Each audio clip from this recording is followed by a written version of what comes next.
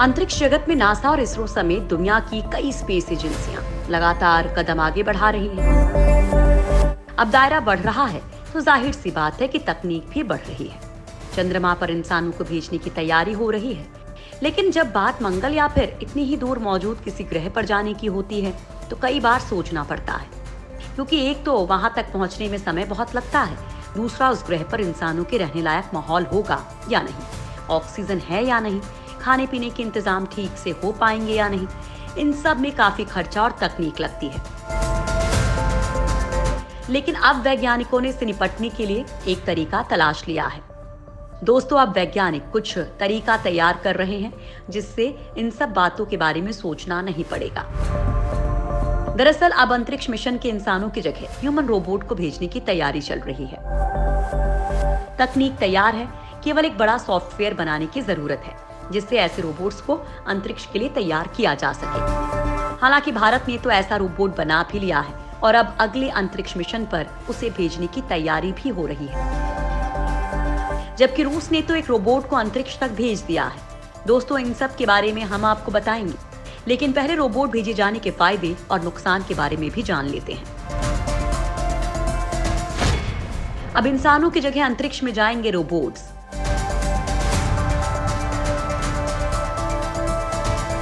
अंतरिक्ष में इंसान को भेजना काफी खर्चीला काम होता है। दरअसल किसी भी अंतरिक्ष मिशन में अगर अंतरिक्ष यात्री को भेजा जाता है तो पहले उसकी कड़ी ट्रेनिंग होती है। इसके साथ ही जब वो अंतरिक्ष में जाता है तो उसके खाने का इंतजाम, उसके ऑक्सीजन का इंतजाम करना होता है। साथ ही ये भी ध्यान रखना होता है कि उसको जीवित कैसे रखा जाए।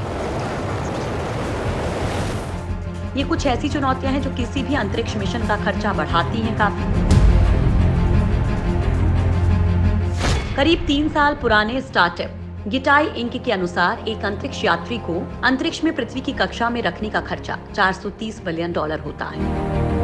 और अगर इस अंतरिक्ष यात्री की जगह किसी रिमोट से संचालित रोबोट को भेजा जाए तो यह खर्चा काफी कम हो जाता है।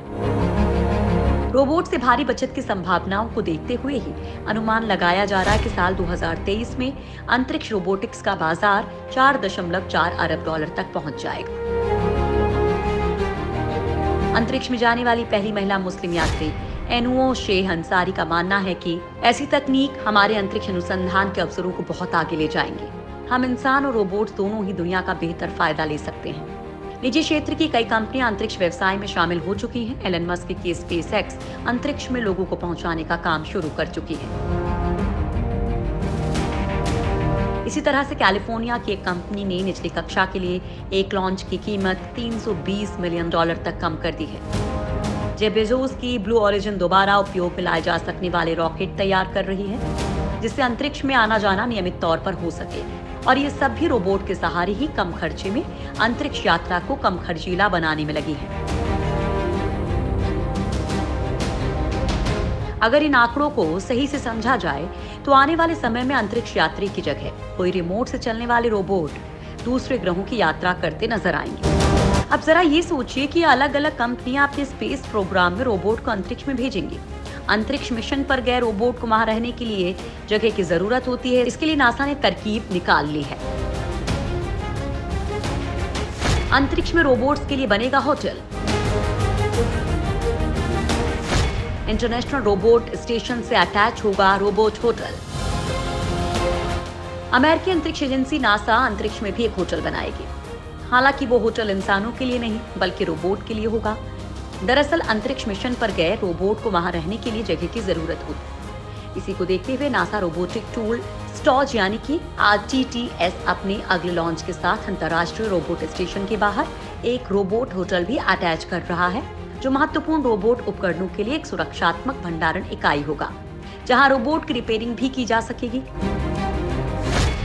इसरो भी अंतरिक्ष में भेजेगा महिला रोबोट। गगनयान मिशन को लेकर इसरो अपनी तैयारियों में जुटा हुआ है। 2021 के अंत या फिर 2022 की शुरुआत तक ये मिशन लॉन्च किया जा सकता है। इसे सफल करने के लिए इसरो अपनी ओर से कोई कसर नहीं छोड़ रहा। अंतरिक्ष में मानव मिशन को भेजने से पहले इसरो 2 बार रोबोट यानी कि मानव की तरह दिखने वाला ह्यूमनॉइड भेजेगा, जिसका नाम होगा व्योममित्र। ह्यूमनॉइड मॉडल भेजने का मकसद मानव मिशन के दौरान होने वाली किसी भी परेशानी को पहले से ही भांप लेना और उसका निपटारा करना है। ह्यूमनॉइड मॉडल, जो मानव की तरह दिखने वाला एक रोबोट होगा, उसे पहले भेजा जाएगा। इसके शरीर का आधा हिस्सा ही भेजा जाएगा जिसमें पाँव नहीं होगा। इसके पीछे की वजह है कि अंतरिक्ष में गुरुत्वाकर्षण नहीं होता। ऐसी स्थिति में अंतरिक्ष में चला नहीं जा सकता। व्योम मित्र वो सभी काम करने में सक्षम है जो अंतरिक्ष के यात्री कर सकते हैं। रूस का फेडोर भी अंतरिक्ष में दिखा चुका है कमाल। 2019 में रूस ने एक आदमकद रोबोट को अंतरिक्ष यान के साथ इंटरनेशनल स्पेस स्टेशन पर भेजा था। इस रोबोट का नाम फेडोर यानी कि final experimental demonstration object research है। ये इंसानी गतिविधि की नकल करता है और ये एक ऐसा गुण है जो इसे यहाँ काम करने में मदद करेगा। अंतरिक्ष में जाने वाला फेडोर पहला रोबोट नहीं है। 2011 में नासा ने रोबोनॉट 2 भेजा था। हालांकि इसमें आई तकनीकी खामी की वजह से ये 2018 में धरती पर वापस आ गया था। इसके अलावा 2013 में जापान ने एक छोटा रोबोट किरोब भेजा था और अब तो तमाम प्राइवेट कंपनियां अपने अंतरिक्ष यान में रोबोट ही भेजने की तैयारी कर रही हैं। सबसे बड़ी बात यह है कि इस काम में भारत की अंतरिक्ष संस्था इसरो भी ये कमाल करने वाली है।